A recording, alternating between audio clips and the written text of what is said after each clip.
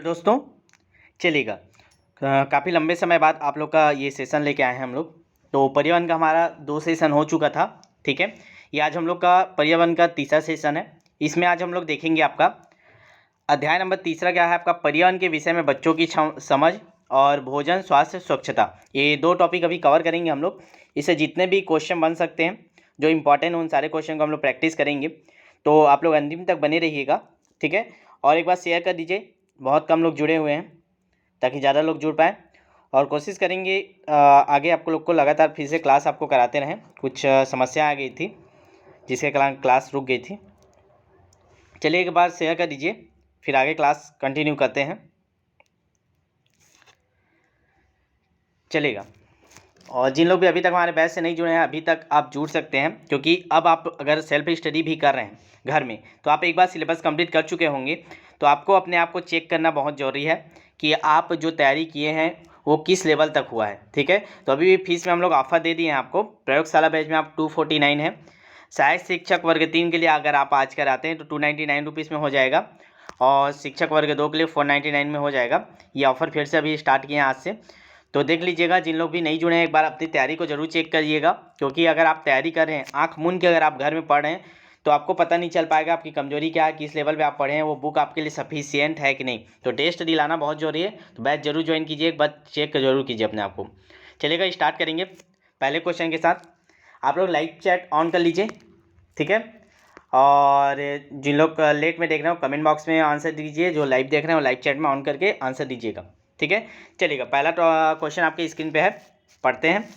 जो व्यक्ति एस्कार्बिक अम्ल वाला अधिक आहार लेता है, ठीक है, कौन सा अम्ल बोल रहा है, एस्कार्बिक अम्ल, उन्हें कौन सा रोग नहीं होता, बताइए। मतलब हमको एस्कार्बिक अम्ल लेना चाहिए, ठीक है। कौन सा रोग नहीं होगा जो एस्कार्बिक अम्ल लेगा। एस्कार्बिक अम्ल किसका नाम है, बताइए।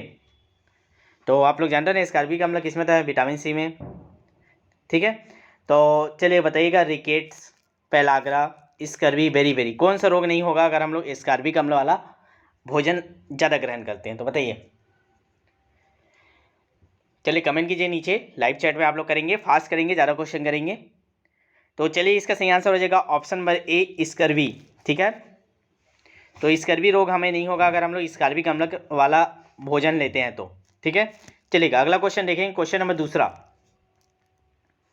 बांझपन रोधी विटामिन है, बांझपन को कौन रोकता है, कौन से विटामिन का सेवन करना चाहिए, vitamin B, vitamin E, vitamin A, vitamin K. 4 option आपकी स्क्रीन पे है। दूसरा क्वेश्चन का आंसर दीजिए, जल्दी से बताइए, बांझपन रोधी विटामिन कौन सा है, मतलब इसमें कौन सा विटामिन हम लोग लेंगे तो बांझपन नहीं होता, बताइएगा। चलिएगा, इसका सही आंसर हो जाएगा option number A, vitamin B. याद रखेंगे विटामिन बी, ठीक है। विटामिन बी आपको लेना है, जिसके कारण आप बांझपन रोगी से बच जाएंगे, ठीक है। चलिएगा आगे देखेंगे, क्वेश्चन नंबर तीसरा।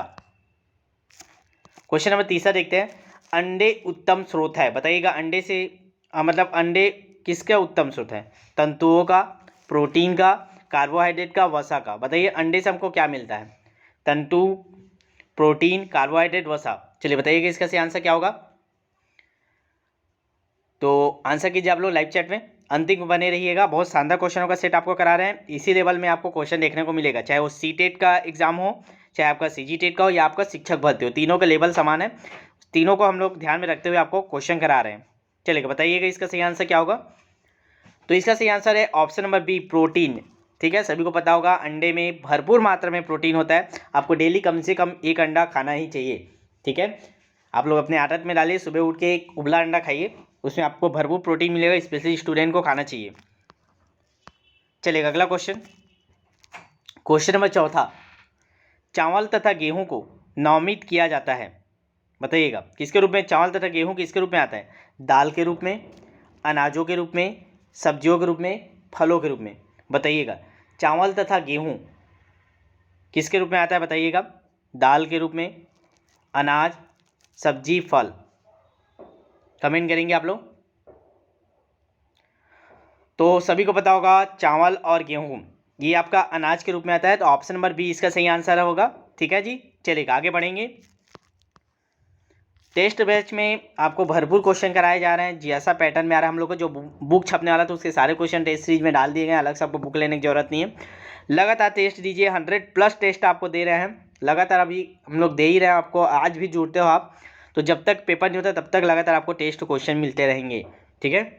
चलिए क्वेश्चन नंबर 5, पौधों को अपना खाद्य बना सकते हैं, पौधे जो अपना खाद्य बना सकते हैं क्या कहलाता है? Autotroph, heterotroph, saprophyte, parasite. मतलब पौधे जो अपना खाद्य बना सकते हैं, बताइएगा। क्वेश्चन को समझिए, आंसर देने की कोशिश कीजिए। तो इसका सही आंसर हो जाएगा ऑप्शन नंबर बी, हेट्रोट्रॉफ। याद रखिएगा हेट्रोट्रॉफ, ठीक है, याद कर लीजिए इसको अच्छे से। पौधे जो अपना खाद्य बना सकते हैं वो क्या कहलाते हैं? तो हेट्रोट्रॉफ, ठीक है। चलिए आगे बढ़ेंगे। अगला क्वेश्चन, यदि कोई व्यक्ति केवल दूध, अंडों और रोटी पर गुजारा करे तो उसे कौन सा रोग हो सकता है? बताइए। वो क्या क्या खाएगा? दूध भस पिएगा, अंडा खाएगा और रोटी खाएगा। देखिए इसीलिए हम बार बार बोलते हैं आपको, आप संतुलित आहार कीजिए, हर प्रकार का भोजन कीजिए। आप हरा सब्जी भी खाना है, अंडा मांस मछली खाते तो अंडा मांस मछली चाहिए खाइए, नहीं खाते तो पनीर खाइए, हर प्रकार की सब्जी आपको खाना रहता है। अगर आप केवल दूध, अंडा और रोटी खाते हैं तो आपको क्या हो जाएगा? रतौंधी, रिकेटस, बेरी स्कर्वी। कौन सा रोग होगा बताइएगा। क्वेश्चन नंबर 6 का आंसर कीजिए। तीसरा सही आंसर हो जाएगा ऑप्शन नंबर डी, स्कर्वी, क्योंकि आप विटामिन सी तो ले ही नहीं रहे, ठीक है। तो इसका सही आंसर हो जाएगा डी, आप स्कर्वी से पीड़ित हो जाएंगे। चलिए आगे देखते हैं। क्वेश्चन नंबर 7 तो आपकी स्क्रीन पे दिखाई दे रहा है, किनके अणु प्रोटीन अणुओं के पाचन के अंतिम उत्पाद और इनकी संरचनात्मक इकाइयां होते हैं, अर्थात लंबी श्रृंखलाओं में जुड़ जुड़कर बहुलीकरण प्रोटीन अणु बनाते हैं? बताइएगा।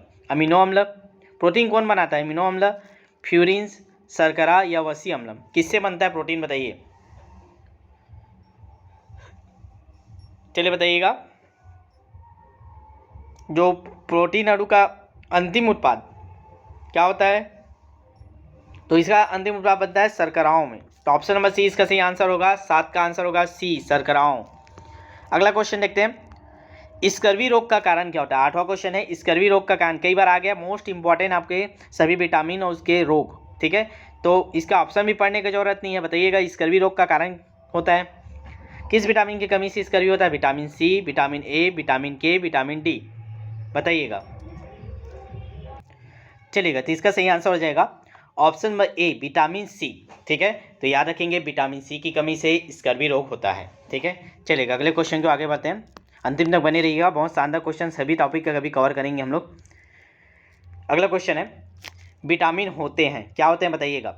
अकार्बनिक यौगिक जिन्हें शरीर नहीं बना सकता, कार्बनिक यौगिक जिनका संश्लेषण शरीर में नहीं होता, अकार्बनिक यौगिक जिनका संश्लेषण शरीर में होता है, और ऑप्शन नंबर डी है शरीर में संश्लेषित होने वाले कार्बनिक यौगिक। तो बताइए विटामिन क्या होते हैं? ये आप पढ़ते हैं बेसिक रूप से। देखिए ऐसी क्वेश्चन बनता है, तो जब तक आप ध्यान नहीं देंगे, टेस्ट नहीं दिलाएंगे, आपको पता नहीं चल पाएगा क्वेश्चन कैसे बन रहे हैं, ठीक है।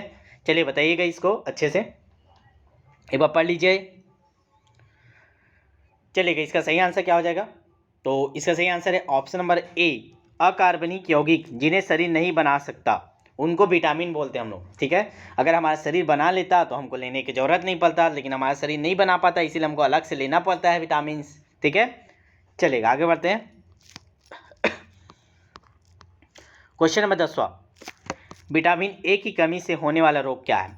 रतौंधी, धीमी वृद्धि और विकास, स्कर्वी तथा सूखा रोग, बेरी, बताइएगा। विटामिन ए की कमी से होने वाला रोग कौन सा है बताइए इसमें से, विटामिन ए की कमी से।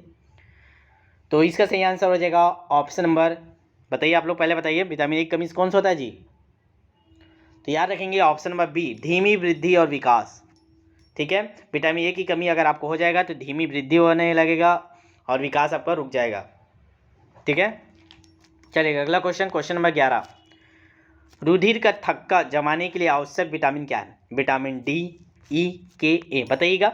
रुधिर का थक्का कौन सा जमाता है? तो बिल्कुल से एकदम आसान सा क्वेश्चन है, सभी को इसका आंसर पता होगा। जल्दी से आगे बढ़ते हैं, ऑप्शन नंबर सी, विटामिन के, ठीक है। चलिएगा आगे बढ़ते हैं। विटामिन के का कार्य क्या है अभी बताया आपको, तो क्वेश्चन ऐसे भी बनता है घुमा घुमा के। विटामिन के का कार्य बताइएगा, कैल्शियम एवं फास्फोरस के उपापचय का नियमन, श्वसन, कार्बोहाइड्रेट उपापचयन, रूधिर का थप्पा जमाने के लिए आवश्यक थ्रोम्बोबिन के यकृत के में संश्लेषण का प्रेरक, प्रोथ्रोम्बिन का है, ठीक है, प्रोथ्रोम्बिन, ठीक है। चलिए बताइएगा, तो सभी को पता है रूधिर का थक्का जमाने के लिए आवश्यक होता है प्रोथ्रोम्बिन का यकृत में संश्लेषण करता है, तो ऑप्शन नंबर डी इसका सही आंसर है 12 का, ठीक है। चलिएगा जल्दी जल्दी आगे बढ़ेंगे। क्वेश्चन नंबर 13, विटामिन ए का उत्कृष्ट स्रोत है, बताइएगा। विटामिन ए सबसे ज़्यादा हमको किससे मिलता है? गाजर से, सेब से, शहद से, मूंगफली से। बताइएगा विटामिन ए का उत्कृष्ट स्रोत क्या है? चलिए कमेंट करेंगे आप लोग आंसर इसका। क्वेश्चन नंबर 13 का आंसर क्या हो जाएगा? तो विटामिन ए का सबसे उत्कृष्ट स्रोत किसको मानते हैं हम लोग? बताइए। शहद है, याद रखिए विटामिन ए गाजर से भी मिलता है, लेकिन सबसे उत्कृष्ट स्रोत बोला है तो शहद आएगा, ऑप्शन नंबर सी। इसको गलत करके आएंगे, नहीं पढ़े रहेंगे तो याद रखिएगा, ठीक है जी। शहद आएगा विटामिन ए का उत्कृष्ट स्रोत। चलिए आगे देखते हैं क्वेश्चन नंबर 14। इसको छोड़ दीजिए, क्वेश्चन नंबर 14 मिस प्रिंट हो गया था हम लोग का। क्वेश्चन नंबर 15 के आगे बढ़ते हैं। कोई डॉक्टर एक मरीज को खाने के लिए कुछ दवाइयाँ लिखता है, ठीक है। कोई डॉक्टर है, मरीज को खाने के लिए कुछ दवाइयाँ लिखता है और साथ में बोलता है कि आप गुड़ खा लीजिए, आंवला खा लीजिए, हरी पत्तेदार सब्जी जरूर खाने का सुझाव देता है। यह मरीज किस रोग से पीड़ित है? क्यों बोल रहे हैं उसको गुड़ खा लीजिएगा, आंवला खा लीजिएगा, पत्तेदार सब्जी? बताइएगा। मलेरिया, एनीमिया, बुखार, मियादी बुखार, किस रोग से पीड़ित है ये जो व्यक्ति है जो डॉक्टर के पास जा रहा है? वो बोलता है डॉक्टर साहब मेरे को ये समस्या, अपना समस्या बताया, तो डॉक्टर बोलते हैं ये टेबलेट रखो, उसके साथ आप गुड़ खाओ, ठीक है, आंवला खाओ, हरी पत्तेदार सब्जी। तो कौन सा रोग का व्यक्ति आपको बताना है? देखिए ध्यान दीजिएगा, गुड़, आंवला, हरी पत्ती, इनमें क्या होता है? लौह होता है, लौह, ठीक है। और लौह की हमें आवश्यकता कब होती है जी? जब हमारे शरीर में क्या होता है? खून की कमी हो जाती है। ये बात क्या याद रखिएगा, ठीक है।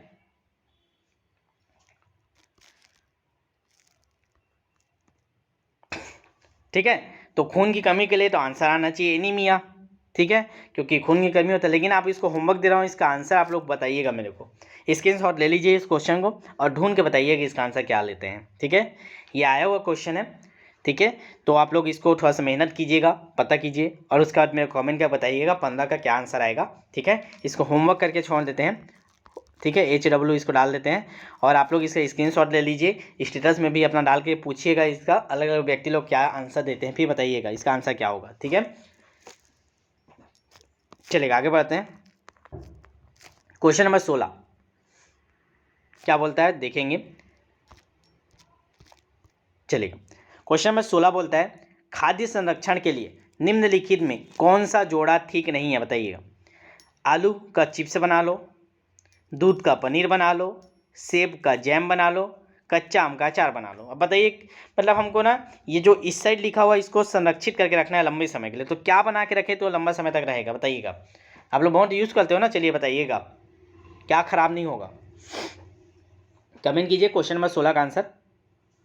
और देखिए अगर आप लोग PSC प्रीलिम्स की तैयारी कर रहे होंगे तो उसका भी हमारा शानदार बैच चलता है। PSC प्रीलिम्स के अलग टेस्ट सीरीज है, प्री का मेंस के लिए भी है पूरा कंप्लीट तैयारी, और हमारा 36 स्पेशल टेस्ट सीरीज भी है, ठीक है। अगर आप टीचर भर्ती की भी तैयारी करें तो वो भी आप 36 वाला हमारा केवल 299 में कर रहे हैं अभी भी ऑफर में, तो वाला बैच जरूर ज्वाइन कीजिए, आपका हर एग्जाम में काम आएगा, चाहे टीचर भर्ती का हो या आप जो भी एग्जाम व्यापम की तैयारी करते हैं। 36 के उससे बाहर क्वेश्चन नहीं जाने वाले, इतना शानदार तरीके से हम लोग उसमें तैयारी आपका करवा रहे हैं, तो देख लीजिएगा वो भी बैच आप जिनको लेना होगा। चलिएगा अब इसको ध्यान देते हैं, देखेंगे। आलू का अगर चिप्स बना लेते तो ख़राब नहीं होता, पैकेट में बिकता है, ठीक है, ठीक है। अब जो कच्चा आम होता है उसको अचार बनाते थे, ये दोनों तो आंसर आएगा नहीं, ये अचार भी बहुत समय तक लंबा समय रहता है, ठीक है, बना कर रखते हैं। सेब का जैम बनता है, ये भी सही है, लेकिन दूध का पनीर बना कर हम लोग नहीं रख सकते, पनीर भी ख़राब हो जाता है, तो ये ऑप्शन आ जाएगा, ऑप्शन नंबर बी हमारा सही आंसर हो जाएगा। ये जोड़ा ठीक नहीं है, हम लोग दूध को पनीर बना के नहीं रख सकते, ठीक है जी। चलेगा आगे बढ़ते हैं। दूध पाउडर बना सकते हैं जी अगर बनाएंगे तो, ठीक है, पनीर नहीं बना सकते, ख़राब हो जाएगा वो। क्वेश्चन नंबर 17 आपकी स्क्रीन पे दिख रहा है, बताइएगा। क्वेश्चन नंबर 17 क्या बोलता है? पचे हुए भोजन का अवशोषण आहार नाल के किस भाग में होता है? बताइएगा। जो भोजन पच चुका है उसका अवशोषण करना हमको, तो कहाँ होगा वो? आमाशय में होगा, छोटी आंत में होगा, बड़ी आंत में होगा, मलाशय में होगा, कहाँ होगा बताइएगा आप लोग। कमेंट कीजिए क्वेश्चन नंबर 17 का लाइव चैट में या कमेंट बॉक्स में, जहाँ भी आप देख रहे हैं वहाँ कीजिए। चलिए इसका सही आंसर क्या हो जाएगा, बताएंगे आप लोग।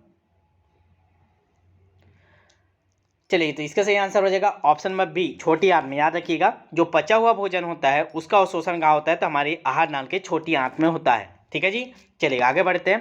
क्वेश्चन नंबर 18, कौन सी बीमारी दूषित जल के पीने से फैलती है। तो दूषित जल को हम लोग पी लेते हैं तो कौन सी बीमारी होता है, सभी को पता होगा। एड्स होता है क्या, टाइफाइड होता है क्या, एनीमिया या टिटेनस। देखिए एड्स तो होता नहीं, ठीक है। एनीमिया खून की कमी के कारण होता है।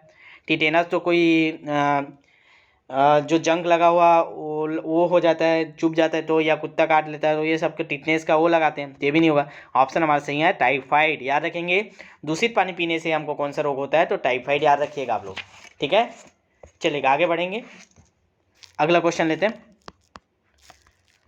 चलेगा, क्वेश्चन नंबर नहीं डाला है इसमें, बताइएगा। नेक्स्ट क्वेश्चन आपके स्क्रीन पे दिखाई दे रहा है। चलिए क्वेश्चन पढ़ते हैं। किन प्रश्नों के द्वारा बालक के पर्यावरण संबंधी ज्ञान की समीक्षा की जा सकती है। ठीक है, आपको बच्चों को पर्यावरण संबंधी जानकारी लेना है। आप कौन सा क्वेश्चन पूछेगा उससे संबंधित जो जानकारी बच्चे के पास से मिल जाए उनसे पूछेंगे। जंगल किसके लिए लाभकारी है, जंगल से हम क्या प्राप्त करते हैं, खेतों से हमें क्या क्या प्राप्त होता है, या उपरोक्त सभी। आप मतलब इनमें से कौन से क्वेश्चन पूछ के बच्चा के बारे में जान सकते हो, पर्यावरण के बारे में जानता है कि नहीं, बताइएगा। चलिए कमेंट कीजिए इस क्वेश्चन का आंसर क्या होगा। तो बिल्कुल सही जवाब ऑप्शन नंबर डी, उपरोक्त सभी। ये सभी क्वेश्चनों के आंसर में आपको पता चल जाएगा कि बच्चा पर्यावरण संबंधी जानकारी रखता है। ठीक है, क्योंकि सारे क्वेश्चन पर्यावरण से संबंधित हैं। चलिए नेक्स्ट क्वेश्चन देखेंगे आप लोग, इस स्क्रीन पर है। बच्चों के सीखने के तरीकों पर सबसे पहले अध्ययन करने वाले जीन पियाजे थे। ठीक है, बच्चों के सीखने के तरीका पर जीन पियाजे ने अध्ययन किया था। इनका संबंध किस देश थे, मतलब ये पूछा है कि जीन पियाजे किस देश के रहने वाले थे। स्विट्जरलैंड, रूस, अमेरिका, फ्रांस। चलिए बताइएगा जी, जीन पियाजे कहाँ के थे। और मैं बार बार बोल रहा हूँ, जो भी अभी तक सेल्फ स्टडी कर रहे थे घर में, टेस्ट सीरीज जरूर ज्वाइन करें। एक बार मौका मिला आपको, अपने आप को चेक कीजिए। आपके परिचित जो भी नहीं जुड़े उनको जोड़िए, ठीक है, शेयर कर दीजिए, हो सकता है उनका भला हो जाए। चलिए इसका सही आंसर हो जाएगा ऑप्शन नंबर ए, जीन पियाजे कहाँ के थे जी, स्विट्जरलैंड के थे। चलेगा नेक्स्ट क्वेश्चन को आगे बढ़ते हैं। अगला क्वेश्चन है, बच्चों के अधिगम सीखने के संदर्भ में रचनावाद का सिद्धांत किस रूसी वैज्ञानिक ने प्रस्तुत किया है। अब एक तो ऑप्शन दे दिया आपको रूस, तो आपको पता होगा रूस के कौन थे जी, वाइगोत्स्की, थॉर्नडाइक, हर्जबर्ग, स्पीयरमैन। बताइए तो कौन थे रूस के। बिल्कुल सही जवाब ऑप्शन नंबर ए, वाइगोत्स्की। याद रखेंगे ऑप्शन नंबर ए, और वाइगोत्स्की रचनावादी सिद्धांत किसका है, तो वाइगोत्स्की का। ठीक है, चलिएगा नेक्स्ट क्वेश्चन, क्वेश्चन नंबर 18, बड़ा क्वेश्चन है, ध्यान से पढ़िएगा। यदि कोई शिक्षक किसी कक्षा में पढ़ा रहा है, ठीक है, कोई शिक्षक पढ़ा रहा है किसी कक्षा में, अचानक उसे बच्चों की शोरगुल की आवाज़ सुनाई देने लगी। अचानक से पढ़ा रहा है, अचानक हल्ला होने लगा, कोई बच्चे पीछे के लोग हल्ला करें। इस प्रकार बच्चों को शांत करने के लिए शिक्षक द्वारा कौन से कदम उठाए जाना चाहिए, बताइएगा। बच्चों को डांट कर शांत करना चाहिए, बच्चों को बातचीत करने से नहीं रोकना चाहिए, बातचीत के विषय को जानकर बच्चों की जिज्ञासा को शांत करना चाहिए, कक्षा छोड़कर चले जाना चाहिए। बहुत शानदार क्वेश्चन है, समझ में आ गया होगा ऑप्शन पढ़ते साथ सुन के। ऑप्शन नंबर सी इसका सही जवाब है, बच्चे के विषय को जानकर बच्चों की जो भी जिज्ञासा, जो उन लोग खुद में बात करें उसको अपने से बात करके उसका जो भी जिज्ञासा उनको शांत कर लेना चाहिए। बताइए बच्चे क्या बात कर रहे हैं, मैं आपको बता देता हूँ करके। ठीक है, तो इसका सही आंसर हो जाएगा ऑप्शन नंबर सी। चलेगा अगला क्वेश्चन देखेंगे, क्वेश्चन बड़ा है, ध्यान से पढ़िएगा। देखते हैं क्या बोलता है क्वेश्चन। बच्चों के व्यक्तिगत अनुभवों को महत्व देने से पर्यावरण अध्ययन की कक्षा में या कला में शिक्षक को क्या लाभ मिलता है। मतलब बच्चों के अनुभव को हमको ध्यान देना है। पर्यावरण पढ़ा रहे हो, ठीक है, अपनी जगह है, बढ़िया पढ़ा रहे हो, लेकिन हमको अपने ज्ञान पे घमंड नहीं करना है। टीचर हो तो अब बच्चे के अनुभव को पकड़ के आपको पढ़ाना है, तो उससे क्या क्या जानकारी होगा। बच्चों के विशिष्ट अनुभव को जानने में, बच्चों की भाषा संप्रेषण कुशलता को सुधारने, परिमार्जित करने में, उनकी ऊर्जा बचाने में, क्योंकि बच्चे बातचीत करना पसंद करते हैं, विषय को बच्चों के अनुभव संसार से जोड़ने और विमर्श व सीखने को बढ़ावा देने में। तो बताइए एक टीचर को क्या लाभ मिलेगा अगर आप उनके अनुभव को ध्यान देते हैं या अनुभव को महत्व देते हैं। तो चलिए बताइए इसका सही आंसर क्या होगा। तो इसका सही आंसर हो जाएगा ऑप्शन नंबर डी, विषय को बच्चों के अनुरूप संसार से जोड़ने में आपको क्या होगा, लाभ होगा। अब उनको विमर्श सीखने को बढ़ावा दे पाएंगे। तो इसका सही आंसर हो जाएगा ऑप्शन नंबर डी। ठीक है, चलिएगा नेक्स्ट क्वेश्चन को आगे बढ़ते हैं। अगला क्वेश्चन है, पर्यावरण की कक्षा में बच्चों के पर्यावरण संबंधित ज्ञान की परख के लिए निम्नलिखित में क्या करना बेहतर होगा। आपको फिर से पर्यावरण को चेक करना है, बच्चे पर्यावरण के बारे में जानते हैं कि नहीं जानते। तो क्या करेंगे, बच्चों को पर्यावरण पर एक निबंध लिखने को कहना, जल, भूमि, हवा इत्यादि तथा उनकी उपयोगिता के बारे में सामान्य प्रश्न पूछना, पर्यावरण प्रदूषण की अवधारणा के बारे में पूछना। बच्चों को पर्यावरण की समझ नहीं होती, इसलिए उनसे इसके बारे में कुछ भी नहीं पूछना। बताइए क्या करना चाहिए आपको। चलिए आंसर दीजिए इसका। तो इसका सबसे बेस्ट आंसर होगा आपका ऑप्शन नंबर बी, जल, भूमि, हवा इत्यादि तथा इनकी उपयोगिता के बारे में सामान्य प्रश्न पूछना। ठीक है, इन्हीं के बारे में आप पूछिए, बच्चे बताएंगे, आपको पता चल जाएगा बच्चे पर्यावरण के बारे में कितना जानते हैं, आपको किस टॉपिक में मेहनत करना है। ठीक है, तो आज इतने ही क्वेश्चन लिए थे। ठीक है, बाकी टॉपिक कल करेंगे। ठीक है, कोशिश करेंगे समय से आपको क्लासेस मिलते रह जाए। तो जो समस्याएं आ गई थी आपको पता ही होगा, देखे होंगे स्टेटस, तो आपको समस्या पता था। ठीक है, क्या कर सकते हैं, आगे बढ़ना है तो आगे बढ़ना पड़ेगा।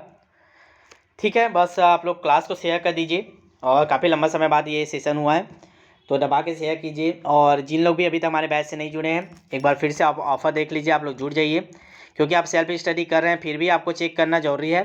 तो आज की डेट में अगर रजिस्ट्रेशन कराते हैं तो आपको केवल इतना ही फीस देना पड़ेगा। ठीक है, तो कोशिश कीजिए सभी लोग अपना तैयारी को चेक कर लीजिए एक बार, और एकदम कॉन्फिडेंस के साथ जाइए एग्ज़ाम देने, क्योंकि मैंने तो हर प्रकार से अपनी तैयारी अपने तरफ से 100% दे दिया। बाकी होना नहीं होना वो तो किस्मत के ऊपर भी है, मेहनत के ऊपर तो है ही है, बोलते हैं भले ही, लेकिन आप अपने तरफ से पूरी तैयारी करके जाइए एकदम कॉन्फिडेंस के साथ। चलेंगे, मिलते हैं नेक्स्ट सेशन में, तब तक के लिए बेस्ट ऑफ लक। दबा के शेयर कर दीजिए अपने स्टेटस में एक बार क्लास को। ठीक है, ताकि नया क्लास और जल्दी आए आप लोग के लिए।